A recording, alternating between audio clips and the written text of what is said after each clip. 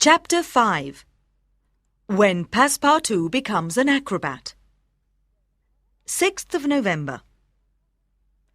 Hong Kong was the last country they travelled to under British law.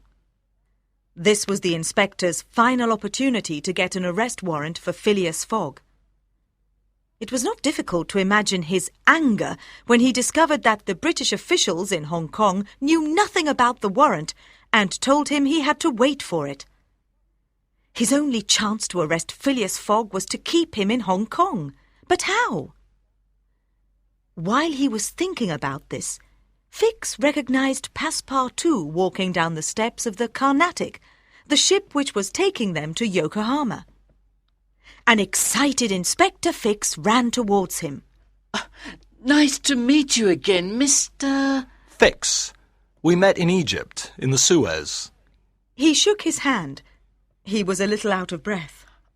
I'm sorry, Mr. Fix, but I really don't have time to talk, said Passepartout, and he continued walking. Of course, I won't stop you, but tell me, do you always go everywhere so quickly? I need to go back to the hotel to tell my master that the Carnatic isn't leaving tomorrow morning. The repairs are complete, and the ship is going to leave tonight. Oh, I understand. But let me walk with you on the way to your hotel, said Inspector Fix. The two men talked about Hong Kong and their journey. Suddenly, Fix had an idea. Maybe I can stop Passepartout from telling Phileas Fogg about the ship, and then the ship will leave without him, he thought to himself. It's still early, Inspector Fix began. Why don't we have a drink, Monsieur Passepartout? I know a nice place near the hotel. I'm sure we can stop for a drink. It's difficult to find a good friend to talk to after such a long journey away from home. Well, just one drink, said Passepartout, who was enjoying his conversation with Inspector Fix. When they were inside the bar, the detective's plan was complete. He ordered the drinks and asked the barman to make a very strong drink for Passepartout. Less than an hour later, Passepartout was drunk and fell asleep at the table. Ah, Phileas Fogg will never know about the ship now, he said to himself. And now, Mr. Fogg, I just need to wait until I have the warrant for your arrest. And it won't be long now, you can be certain of that. The next day, when Phileas Fogg woke up, he was a little surprised to see that Passepartout was not there. He packed the suitcases himself and paid the hotel bill. Then he went straight to the port with Mrs. Aouda. But Passepartout was not there. How strange, thought Phileas Fogg. But he showed no surprise to find that the Carnatic was not at the port. In fact, he did not seem worried about the departure of the ship or his manservant. Instead, he went to speak to the captains of the different boats in the port. Inspector Fix, who was waiting for Phileas Fogg, followed behind. The Carnatic was on its way to Yokohama. What was Phileas Fogg's new plan? Fix saw him pay the captain of a small ship, who agreed to leave immediately. Oh, no, thought Inspector Fix. He always thinks of something. That thief! He can't escape. Not now.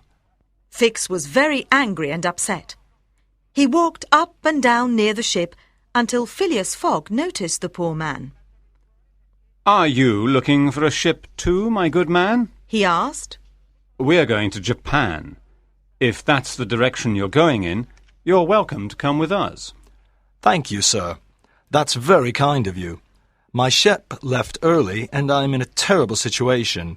In fact, I was just thinking about how I could find another ship to take me to Yokohama, replied Inspector Fix. He was amazed at his good luck, but he was worried that things were not going exactly as he planned. He was determined to catch his thief. I'll have to follow Fogg around the world if that's the only way I can catch him, he thought. But where was our friend Passepartout? Passepartout woke up in the bar a few hours later. His head hurt, and he could not remember anything except that he came into a bar with someone he met and that he talked to a man about But the ship! The Carnatic was leaving that evening. He looked at his watch. Oh, no, He thought. I'm late. Mr. Fogg will be at the port now. He ran to the boat and got on. He looked everywhere for Mr. Fogg and Mrs. Aouda, but he could not see them. It was then that he started to remember his afternoon with the man he met at the port. But of course, He thought. Mr. Fogg doesn't know. How could he? I was still in that bar with Mr. Fix, and then It was too late. The ship was already sailing towards Yokohama. He felt very bad. This was terrible. His master was losing his bet because of him, and he did not have a penny in his pocket. When he arrived in Yokohama, he walked around the streets, trying to decide what to do.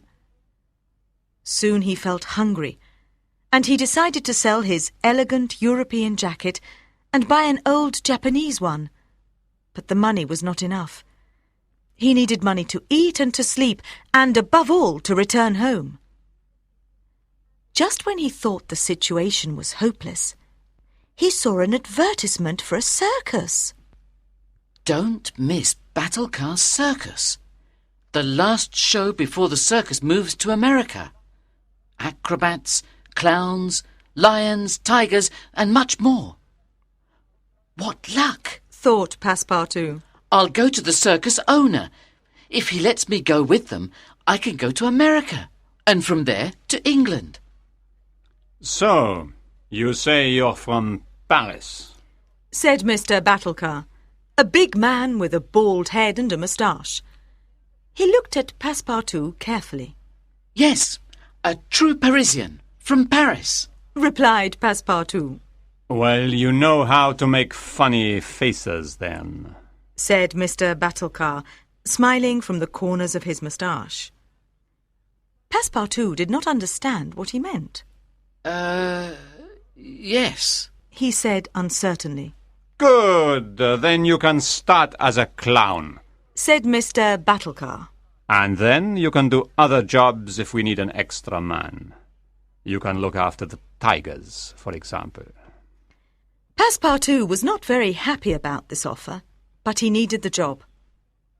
That night an acrobat was ill, and Passepartout had to take his place as part of a human pyramid. Passepartout was at the bottom of the pyramid, and he had to carry the weight of several men on his shoulders.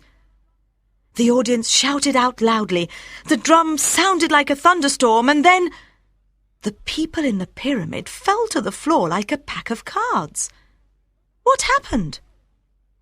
Passepartout was running towards someone in the audience, someone he was very happy to see. It was his old employer, Phileas Fogg. But how did he get there? When Fogg and Mrs. Aouda arrived in Yokohama a week later, they spoke to the captain of the Carnatic and found Passepartout's name among the list of passengers, but his ticket only took him to Yokohama.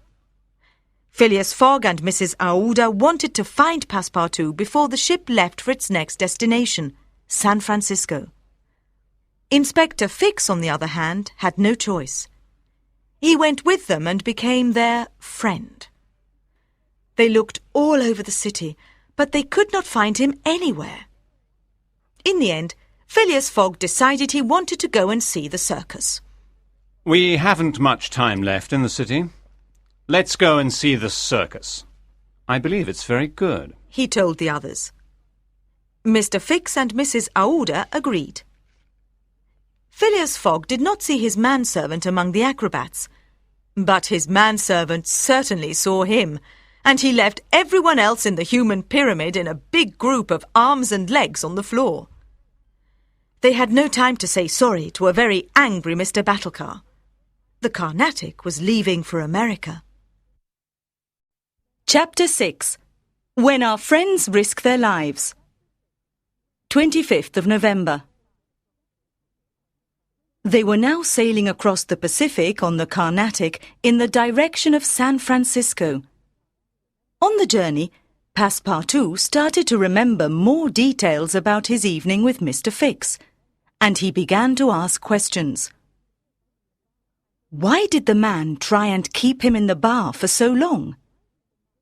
Why was he doing the exact same journey as them? It wasn't an unusual route, but why did he also want to do it so quickly? Was he following them? I'm going for a walk. I believe Mrs. Aouda will join me. I'll see you in the morning at 7:15, said Phileas Fogg, interrupting his manservant's thoughts. His master certainly did not look worried, and Passepartout decided that he had to think about just one thing. His master had to win his bet. In the next few days, it became clear that Mrs. Aouda was very close to Phileas Fogg. He, on the other hand, did not seem to notice the beautiful lady by his side. When they arrived in San Francisco, he made a note in his diary. Tuesday, 2 hours ahead. Wednesday, 3 hours behind. Thursday, arrived in San Francisco on time. The same evening, at exactly 6 o'clock, our adventurers left San Francisco to travel to New York.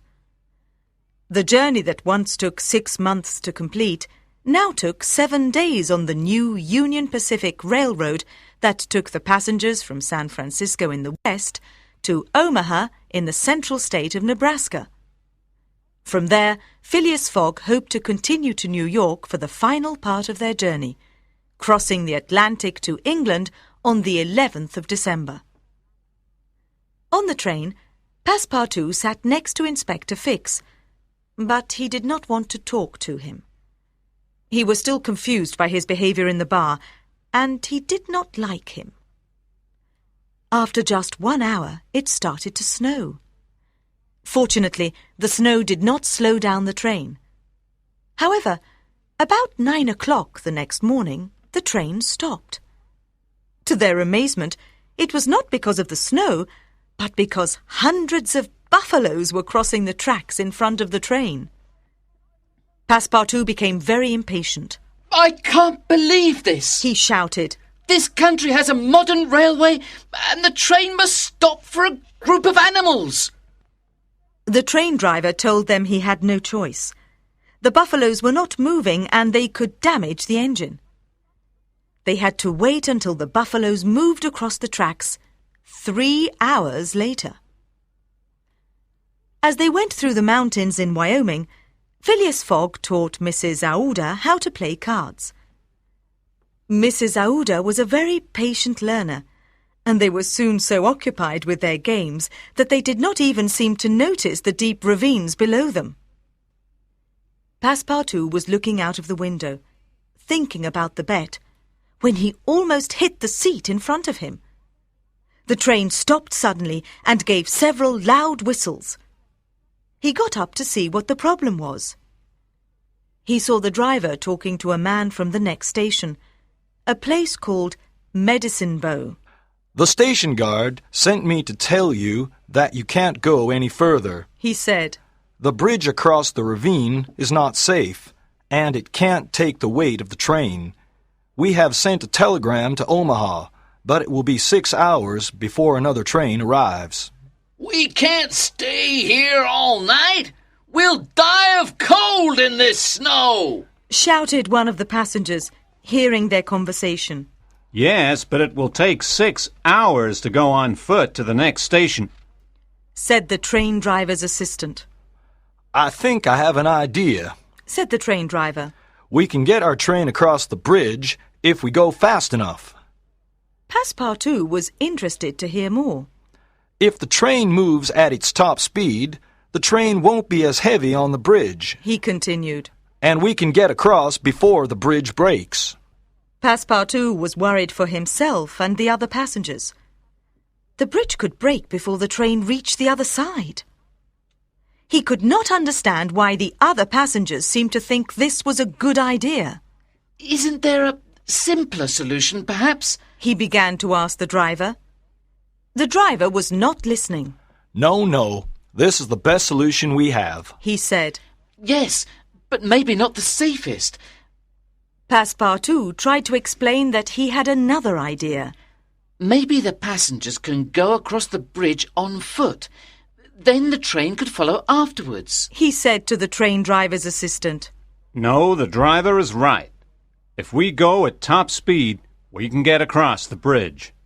The train's leaving, cried his assistant. The train driver blew the whistle and the train went back along the tracks about 2 kilometres. Then he blew the whistle again.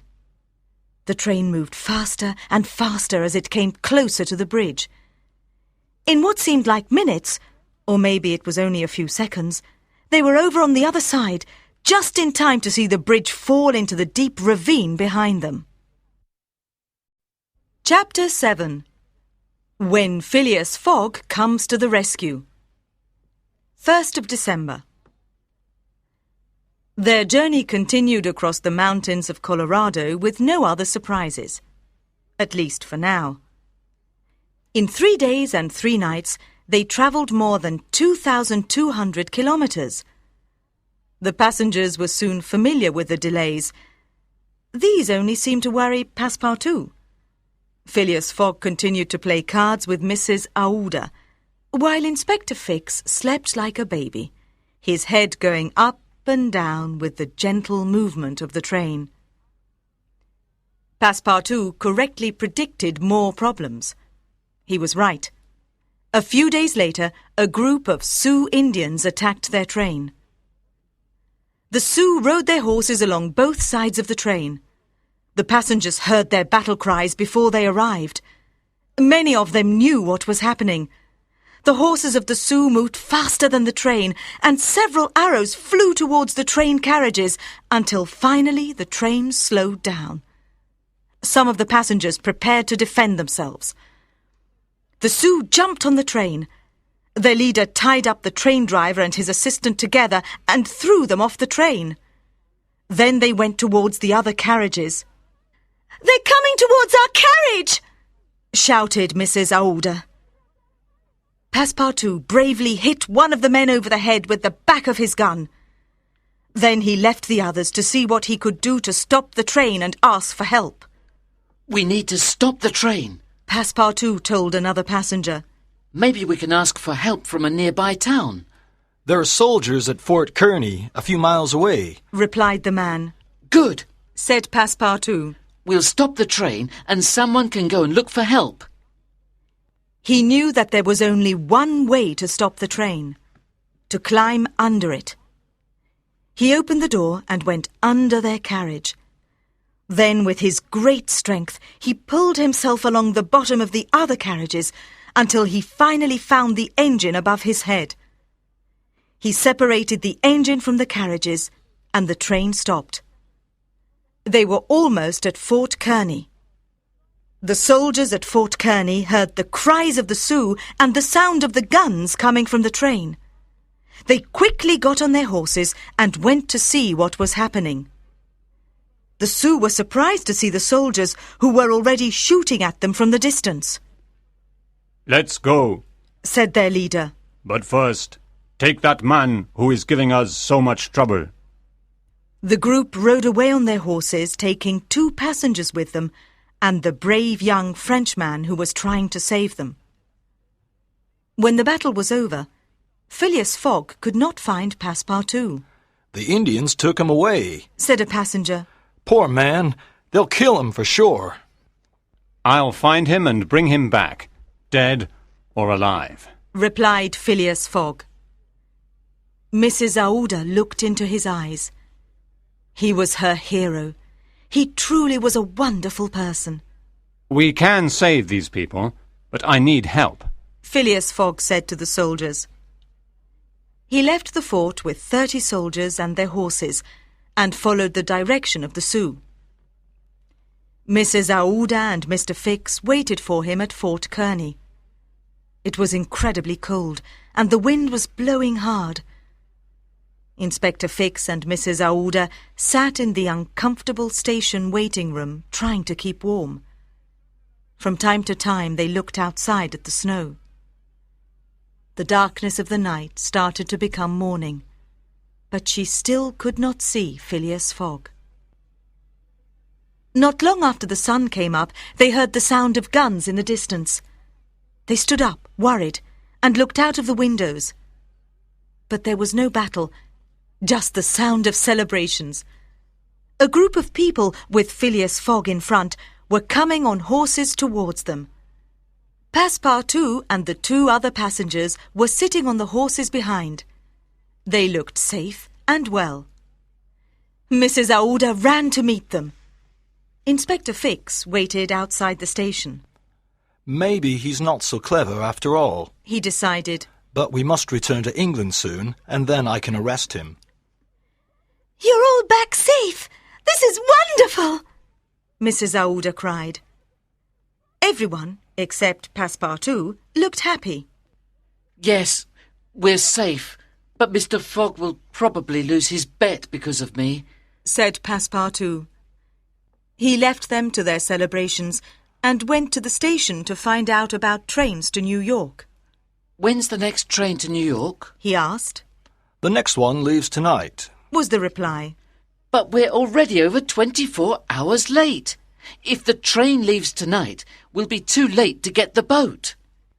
Passepartout felt very bad. He wanted to be a hero, and Phileas Fogg came to rescue him. At that moment, Inspector Fix returned with a man he was talking to outside the station. This man says he can take us to the station in Omaha in his sledge, he said. We can take a train to New York from there. The man had a strange sledge with sails. He explained to them that he often took passengers from one station to another in the winter when the snow stopped the trains, and that with a good wind behind them, they could go a lot faster than the train. Phileas Fogg agreed. They had no choice. They all climbed onto the sledge. The sledge travelled very quickly across the icy, flat lands of the Central States. The passengers were very cold, and with an icy wind blowing in their ears, they did not speak for most of the journey. They were in Omaha in less than 5 hours. When they arrived, they thanked the man, and Phileas Fogg paid him well. Fortunately, they found a train to Chicago and then to New York immediately. They arrived in New York 2 days later at 11 o'clock on the 11th of December. They quickly went to the port, but the China, the ship taking them to Liverpool, was not there. Fogg did not look surprised. He looked at his watch. They were 45 minutes late. Chapter 8. When Phileas Fogg becomes the captain of a ship. 11th of December. None of the boats in the port of New York were leaving before the 14th of December, too late to arrive at the Reform Club before 8:45 on the 21st of December. Passepartout was very upset. They were only 45 minutes late, and he was certain it was his fault. Phileas Fogg did not want Passepartout to feel responsible, and he simply said, We'll see what happens tomorrow. The next day, at midday on the 12th of December, with just 9 days, 13 hours and 45 minutes to return to London, Phileas Fogg went to look for a ship, large or small, to take them across the Atlantic. After trying several ships with no success, he spoke to the captain of a cargo ship, the Henrietta. When is the ship leaving? He asked the captain. In an hour, he replied. Where is the ship going to? Phileas Fogg asked. To France, Bordeaux. Will you take myself and 3 other passengers to Liverpool? To Liverpool? Certainly not, said the captain, looking at him like he was mad. This ship must arrive in Bordeaux by the 20th of December. Phileas Fogg thought for a moment. I'll give you $2,000 for each passenger if you take us to Bordeaux then, he said. $2,000 each, he repeated, amazed at such a generous offer. He scratched his head. Why was this man offering him so much money? Did he have something to hide? It was a lot of money. He agreed. The ship leaves at 9, he said. 2 hours later, our 4 travellers were on the Henrietta, and they were leaving the port of New York on their way to Bordeaux. The next day, on the 13th of December, Phileas Fogg was the new captain of the ship, and the Henrietta was going to Bordeaux. However, Phileas Fogg gave the sailors some money, and they agreed to go to Liverpool instead. The crew locked the captain in his cabin, and he was now in there shouting and trying to free himself unsuccessfully. His companions were surprised to find that Phileas Fogg was a good sailor. Passepartout tried to ask him about this, but Phileas Fogg did not want to talk. He had to try and cross the Atlantic in stormy weather, and his mind was concentrating on arriving in England on time. He also did not want to lose the ship and all its crew. Fix decided that Phileas Fogg was not just a thief. He was a pirate. He's not taking the ship to Liverpool, He thought. but to some unknown place where it's safe for him to escape. If I don't get help from the police there, all is lost.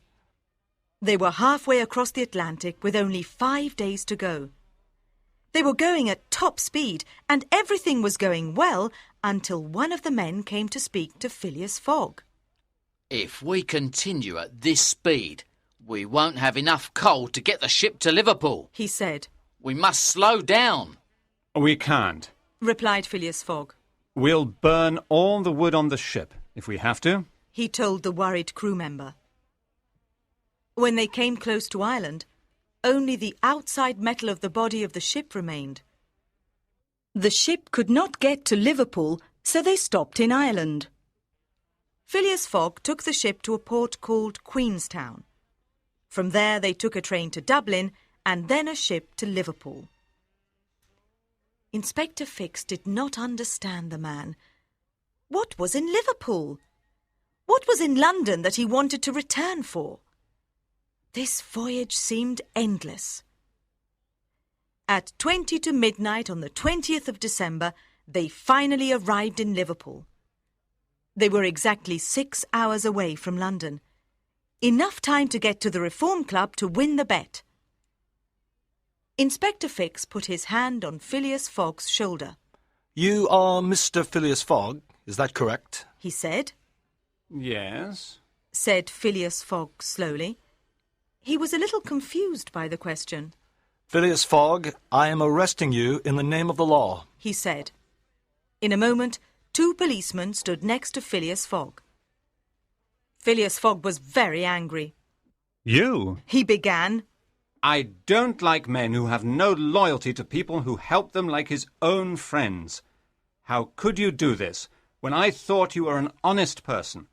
You are worse than a criminal. For the first time, Inspector Fix felt bad.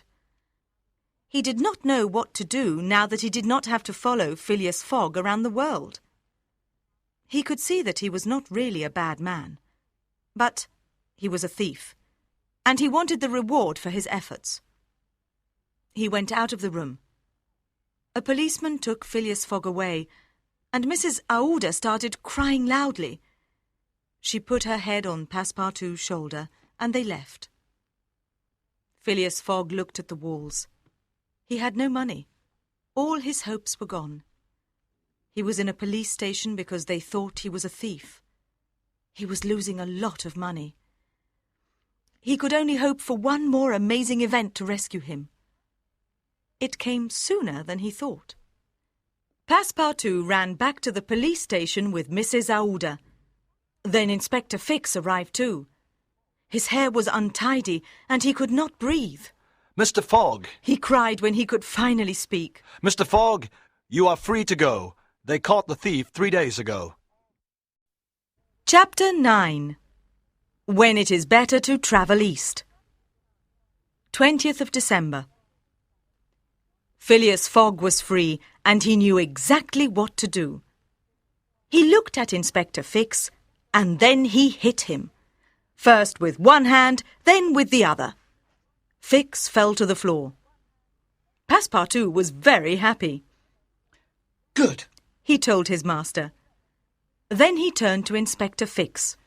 That's what happens to people who behave like you! He shouted at the confused detective. They left the police station and went towards the railway station immediately. They were in time for the train, but the train was late, and when they arrived in London they looked up at the clock in Euston Station to see that it was 9:10. Phileas Fogg lost his bet by 5 minutes. Phileas Fogg accepted this in his usual way, without showing any particular emotion. Mrs. Aouda, on the other hand, was very emotional. She continued to cry. She did not know what to do. Passepartout was also worried for his master and his job. It was his master's choice to spend all his money on the bet, but he was such a good, honest person. It was not good to see him like this. He still could not stop thinking that it was his fault. The next day, Passepartout followed the same routine except for one thing. When they heard the sound of Big Ben at 11:30 the next day, Phileas Fogg did not go to the Reform Club. The house felt strange. It was like no one lived there. At about 7:30 that evening, Phileas Fogg asked Mrs. Aouda if he could come to her room to speak to her. Madam, He began sadly. I wanted to take you back to England with me, because I thought I could offer you a good life here. Now I am a poor man, and I have nothing to offer you. It was the first time Mrs. Aouda saw Phileas Fogg looking really sad. "I know, Mr. Fogg, and I'm so sorry. You saved my life, you took time to rescue me, and you lost your bet because of me." Madam, I couldn't let you die that terrible death. But now you are here, and you need a way to live. I have my house and my possessions. "But what about you? I don't need anything. Maybe your friends could," I have no friends. he said sadly. "Well, what about your relatives?" I have no relatives. "It is easier to live in poverty when there are two of us to share it," said Mrs. Aouda, taking his arm. "I want to be your wife." Mr. Fogg got up. Mrs. Aouda saw that there was a small tear in his eye. I love you, He said. and I want to spend my life with you. "Oh!" said Mrs. Aouda, with a surprised cry. She was so happy that she put her hand to her heart. Passepartout came into the room and saw his master standing close to Mrs. Aouda. He understood immediately. This is wonderful news. He said. We all need some good news. Yes, Said Phileas Fogg. if you agree, Mrs. Aouda, we can get married immediately. Passepartout, do you know where Reverend Wilson lives? Passepartout ran to Reverend Wilson's house, but 5 minutes later, at 8:25, he was already back at the house. Tomorrow morning, He said out of breath. you can't get married Why? Asked Phileas Fogg. because today is Saturday and tomorrow is Sunday. He said excitedly. Saturday? Impossible. Replied Phileas Fogg. Yes, it is. Do you remember? We went around the world and we travelled east. And time changes as you go around the world, and we're now 24 hours ahead. It's Saturday. Hurry, Mr. Fogg. We only have 10 minutes. You can still win your bet. They took Phileas Fogg's carriage to go to the Reform Club. Passepartout wanted to drive. He almost hit 2 dogs, and they almost had more accidents before they arrived at the Reform Club at 8:44. Phileas Fogg's friends were waiting around the table impatiently. Well, hello, my friends. He said when he stepped into the games room at 8:45. I believe that I am now a rich man. He said with a small smile. They all agreed. Here he was, 80 days later. And that was how Phileas Fogg won his bet. On Monday morning, Phileas Fogg and Mrs. Aouda were married. Later that morning, Passepartout came into his room. Do you know, Mr. Fogg, He said, that if you don't go across India, you can go around the world in just 78 days? Maybe that's true. said Phileas Fogg. But when we went across India, I met Mrs. Aouda, who is now my lovely wife. And with these words, they celebrated Phileas Fogg's good fortune.